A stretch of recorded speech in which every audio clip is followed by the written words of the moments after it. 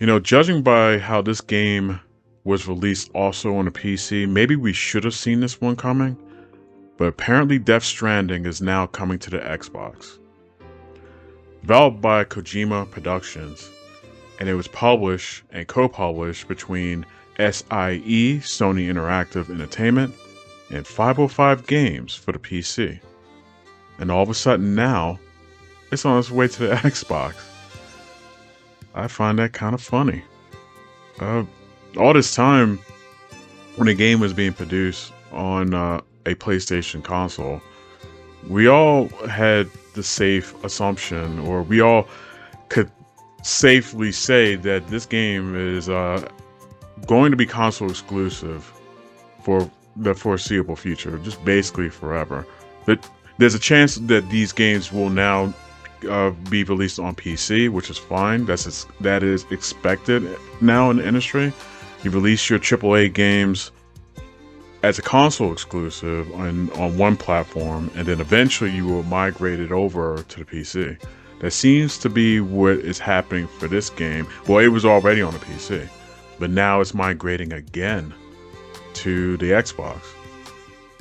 It originated as a console exclusive for the PlayStation 4 back in 2019, November 2019. Shortly going towards the summer, July of 2020, it finally arrived on PC. That was published by 505 Games. And then fast forward to 2024, November 2024, and it is now being ported to not only the Xbox series of consoles, but also to the Amazon Luna streaming service. We can dive into that one on another day. But what's mainly important is that this game is now coming to the Xbox, which no one thought for sure that this was going to happen. We thought it was odd that it did arrive on the PC. We knew about that. But at the same time, when it got released on the PC, they decided to also include it within Microsoft's subscription service of Xbox Game Pass for PC. Now, on occasion, their catalog of PC games will not be on the console. We've seen this a couple of times. Or at least they would release first on the PC for a limited time, maybe close to 6 months to a year, before they would decide to finally port that said game onto the console. And well, this is a PlayStation exclusive game running on their exclusive engine for the PlayStation. Running on a PC, that's fine. That's bound to happen. But this engine is actually now running on the Xbox. We'll get into that. We'll definitely get into that. Death Stranding. It is considered a straightforward single-player game. It's an action game, yes. And it's from the mastermind of, well, everyone knows who this guy is, Hideo Kojima. He's the maker of such games as Metal Gear, as everyone knows what that is. Metal Gear Solid, Zone of Enders, and Snatcher. Which I think is pretty cool that he created this game. I've played through 2 Metal Gears in the past. I've definitely played the NES games, 1 and 2. And then you have the 3D versions of Metal Gear, which debuted on the original PlayStation, which is Metal Gear Solid 1. And then you have Metal Gear Solid 2, which came over to the PS2, and so on and so forth. He produced 5 Metal Gear games, including the one that was also on the GameCube. I believe that was Twin Snakes, Metal Gear Twin Snakes. That was honestly maybe the second Metal Gear game that I've actually fully completed. Now, even though I played 1 and 2, I've only finished 2 Metal Gears ever. Yeah, I think I've only finished 2. So I finished Metal Gear Snake Eater. Sorry, not Metal Gear Snake Eater. I finished Metal Gear Twin Snakes on the GameCube.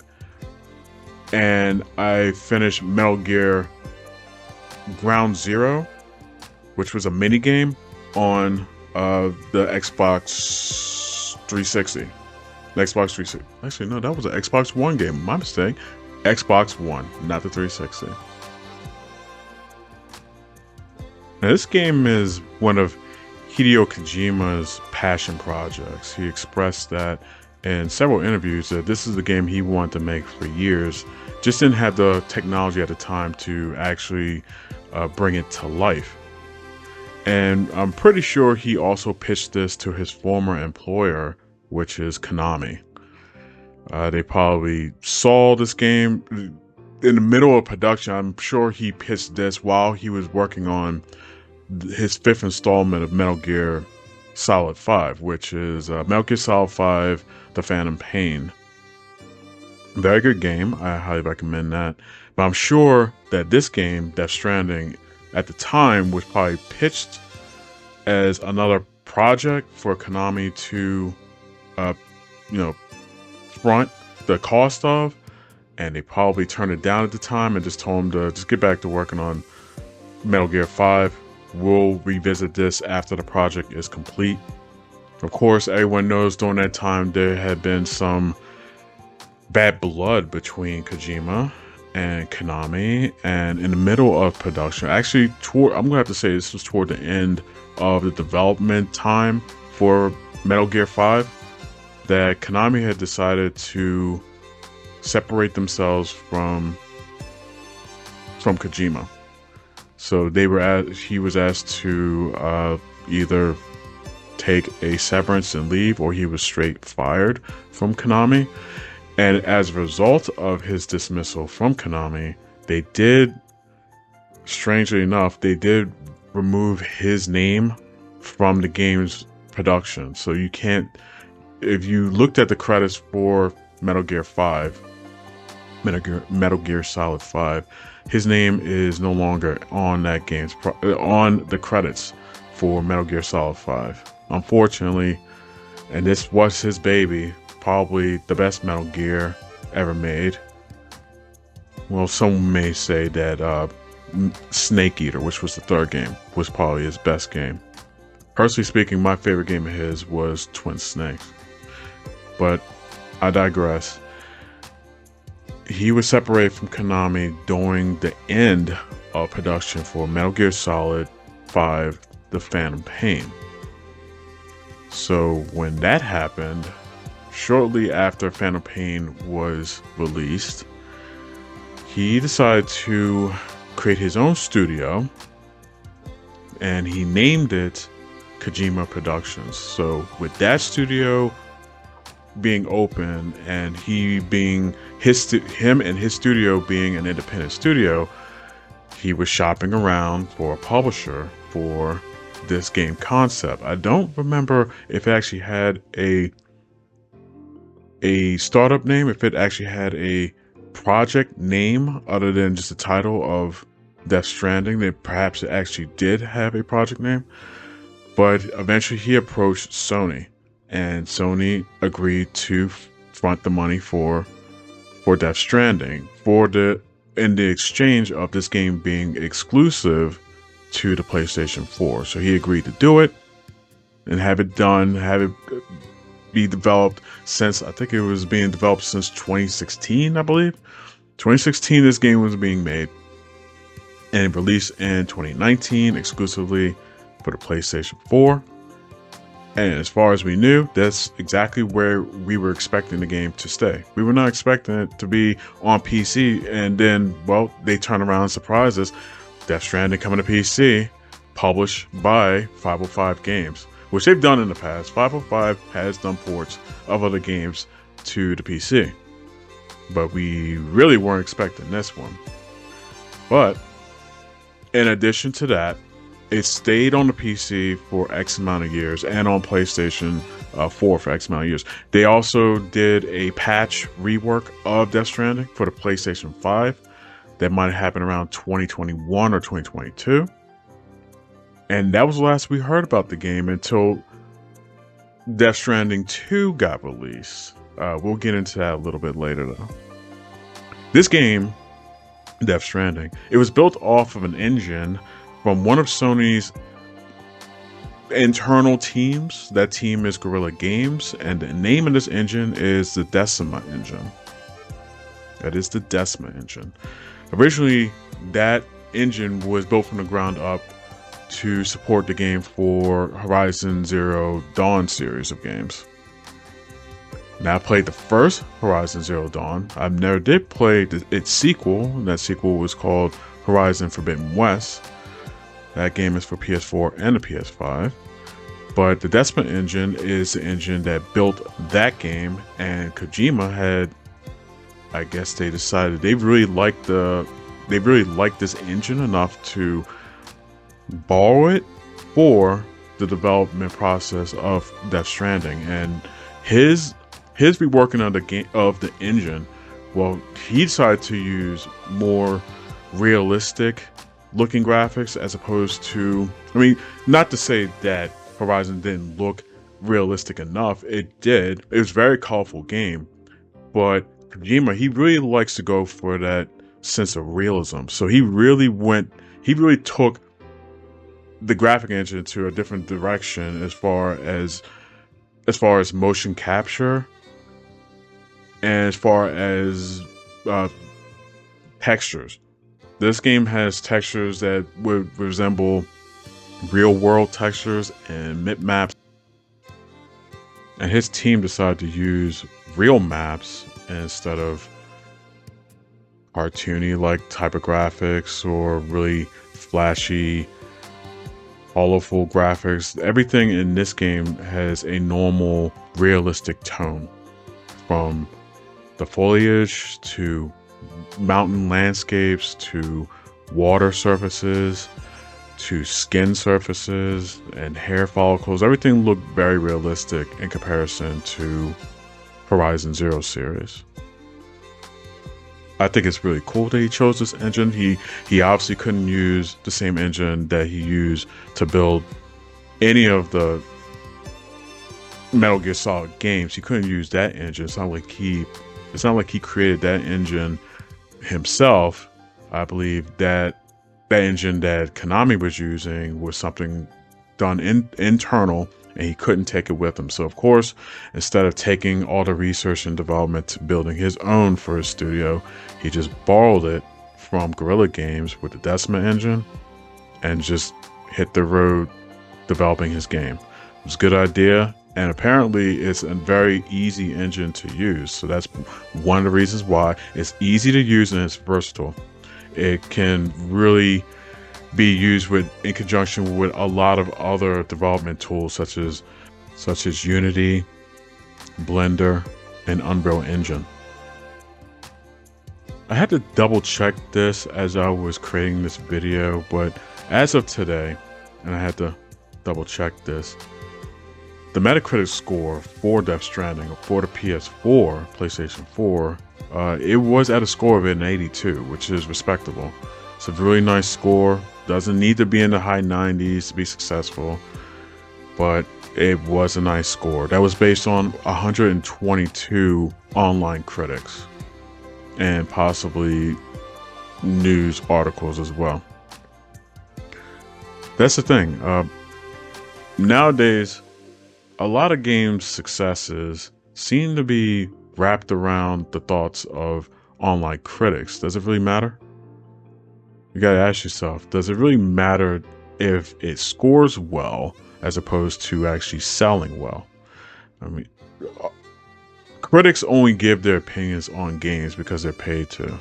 It's not the end all be all. This is a good game. This is a bad game. This is just their opinion. Every one of them is just an opinion. All 122 of those critics, professional critics, if you want to go that far, it's just their opinion of the game. It could honestly be a bad game to me. It could be a bad game to you. Even though reviewed very well, it doesn't mean it's a one-size-fit-all type of score for everybody.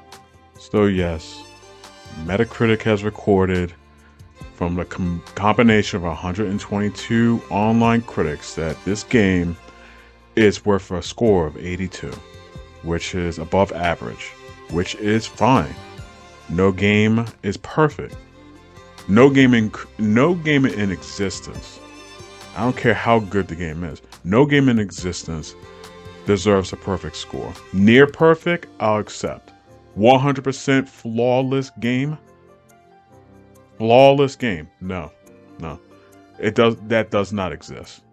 It doesn't exist in games. It doesn't exist in movies. It doesn't exist in any other entertainment medium.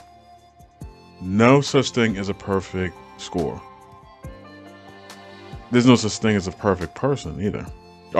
In our minds, we perceive things as perfection, as something is flawless, but nothing is ever truly flawless. Not like a diamond. Diamond, that's different, I guess. That can be flawless, according to a specialist, or it can be flawed.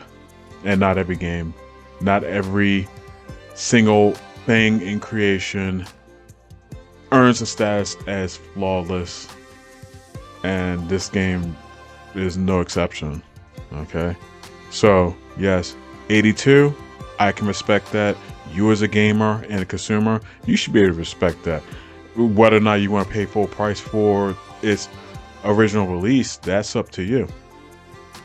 Most people thought it was, so they did pay the original retail price of $60. That was a $60 game for the PS4.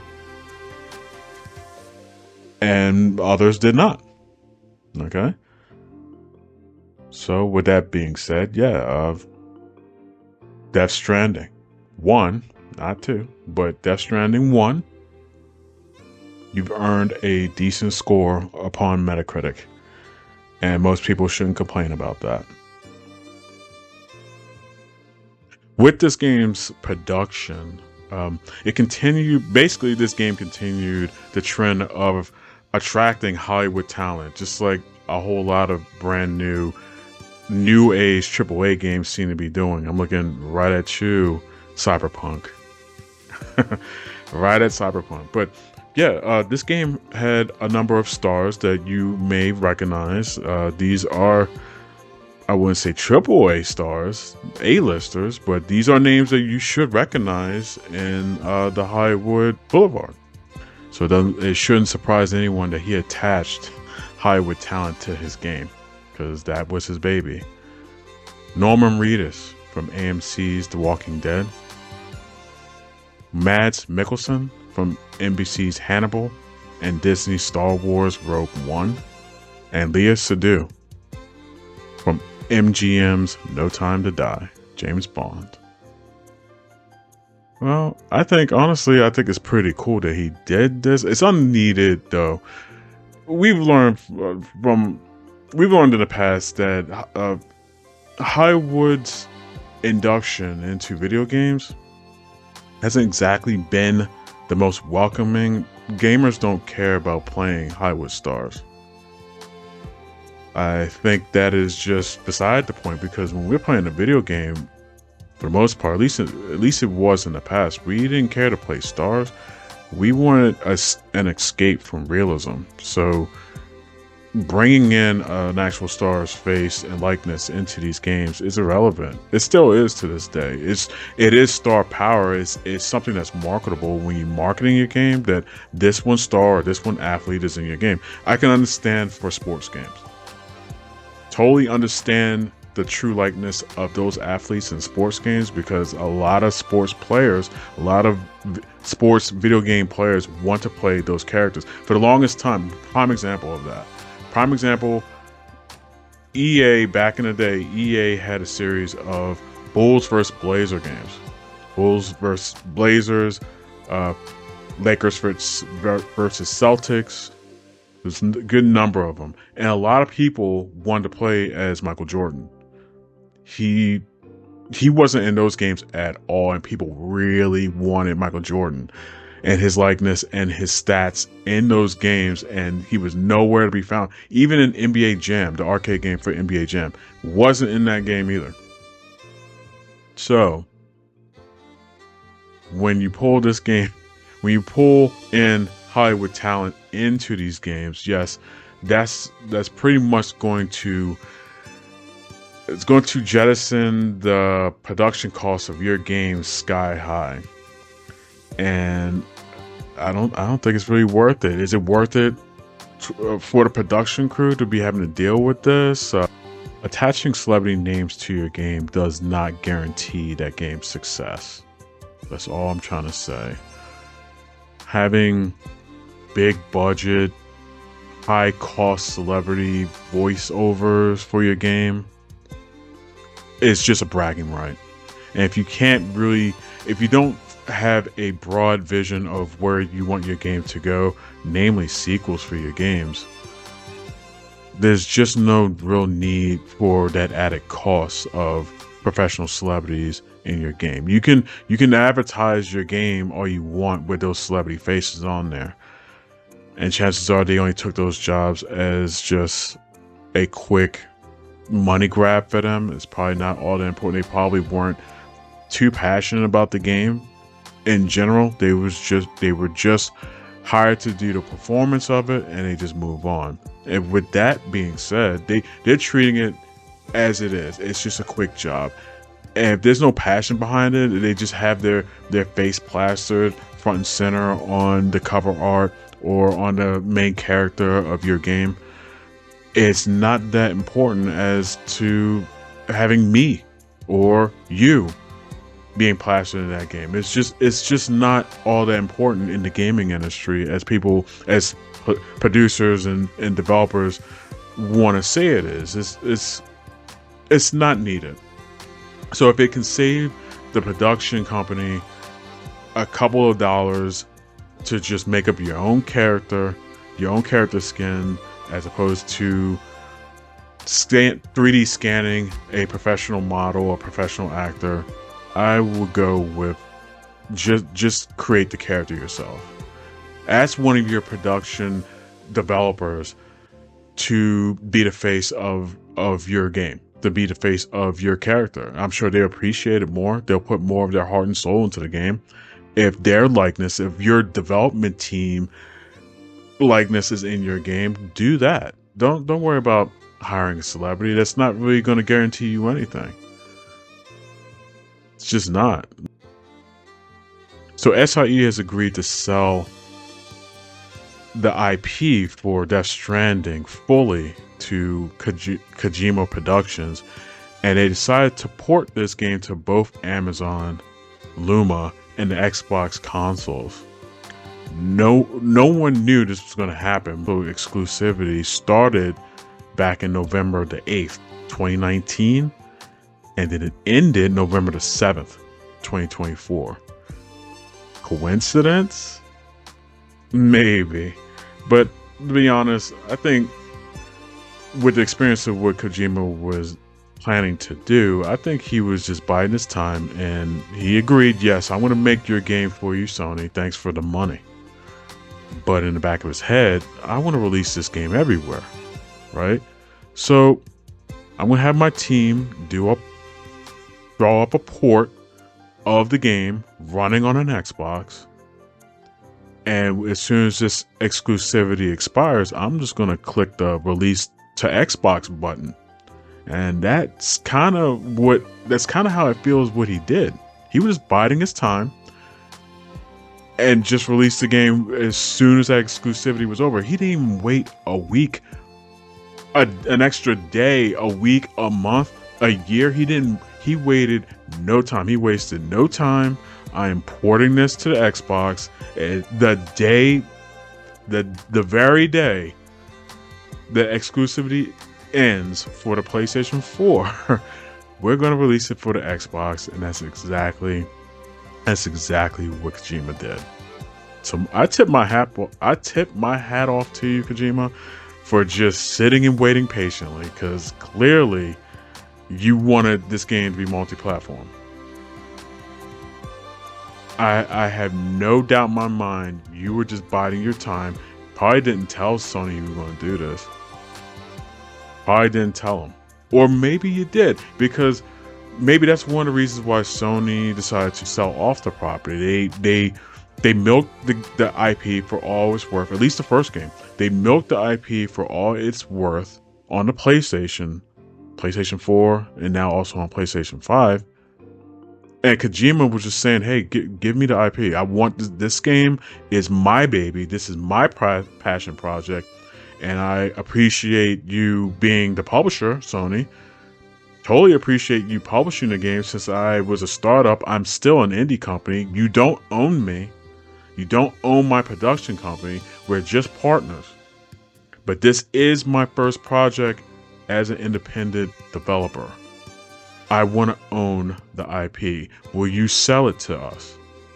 Yes or no?"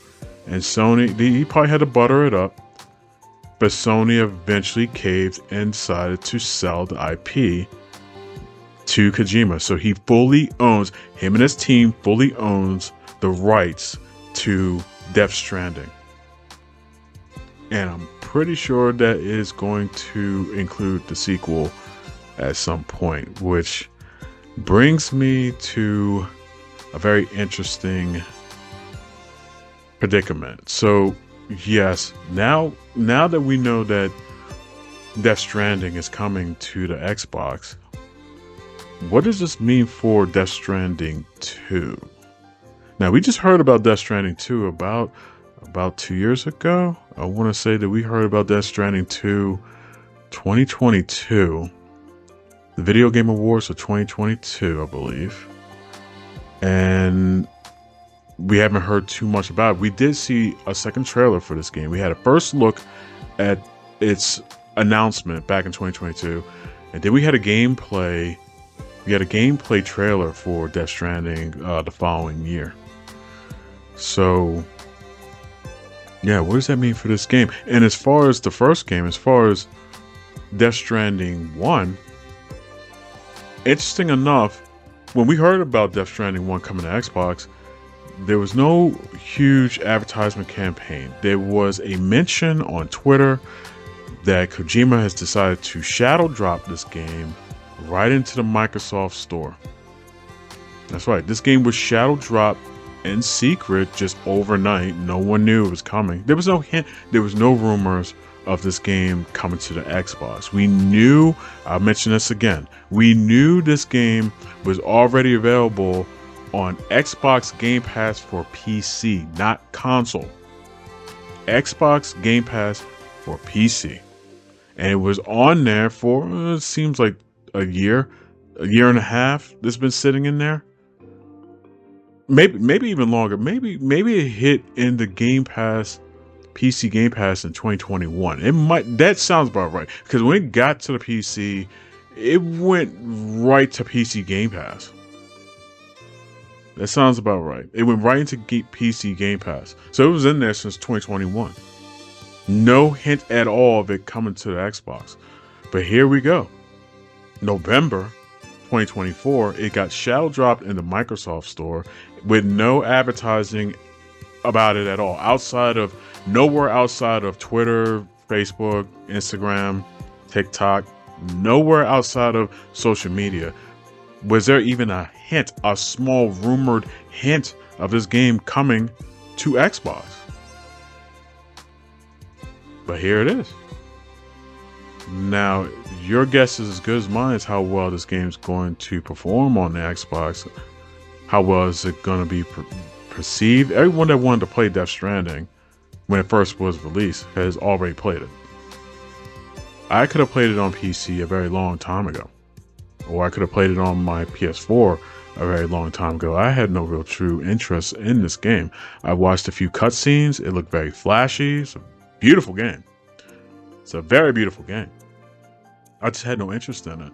It seems like one big glorified walking simulator, and people have a problem with walking simulators overall.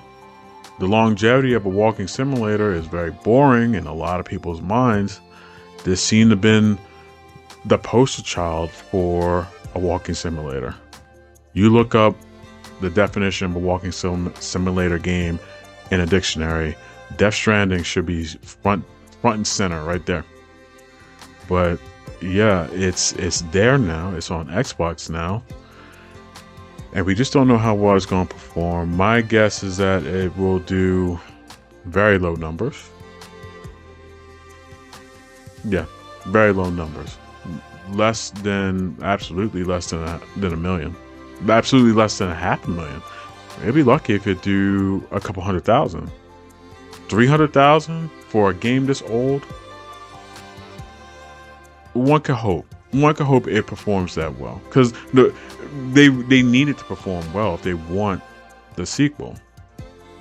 So yes, there is a Death Stranding 2, and I believe that game. Well, is that supposed to come out 2025? I don't think we have a release date yet for Death Stranding 2, but we're hoping that game does release next year for those that want to play that on their PS5s or now the PS5 Pro, right?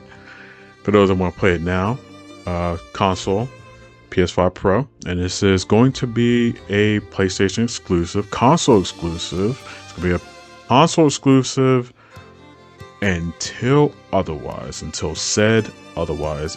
We're going to assume it's going to be okay. Revise that. I'm going to say this is a timed exclusive. This is a Death Stranding 2 will be a timed console exclusive, no shorter than 3 years. I could be wrong, but no shorter than 3 years console exclusivity for the PlayStation 5 before it may go to PC. Within that time frame, it could be on PC within a year, but as far as console to console, and it's only going to be able to be played on the Xbox, console to console, no sooner than 3 years before any mention or hint or rumor of Death Stranding 2 coming to an Xbox. It may not even be this Xbox. It may not even be the series consoles. It could very well be. And within that time, 3 years from now, we should be, if the rumors are right, we should be within Xbox's next generation of consoles. Should be. We'll find out around that time. I want to be keeping track of Death Stranding 2.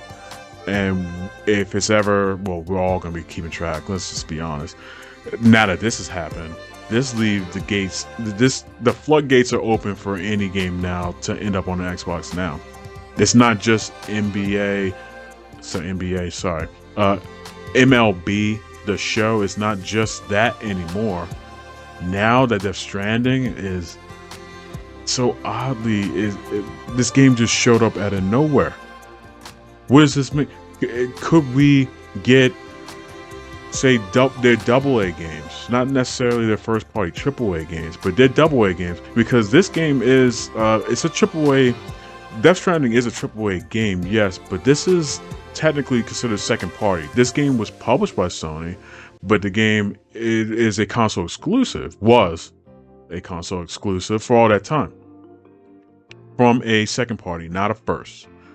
First party being their internal studios, whatever number that is right now. But Kojima Productions is not owned by Sony. So they can technically do whatever the hell they want. And this is an example of them doing whatever the hell they want. Death Stranding 1 on Xbox sends a message to Sony. It really does. At least it should. They should be worried about this. Or maybe they were on board. I don't know. Maybe they were just perfectly fine. The game did not sell over 1 million copies on the PlayStation. It did not. So they probably saw this as a whatever. You wanna bring it to Xbox? Then you're gonna own it, because we're not publishing this game anymore. We'll sell you the IP. You do what you want. But Death Stranding 2, it ain't going nowhere. Okay, we funded you the money for Death Stranding 2. It's coming to the PlayStation.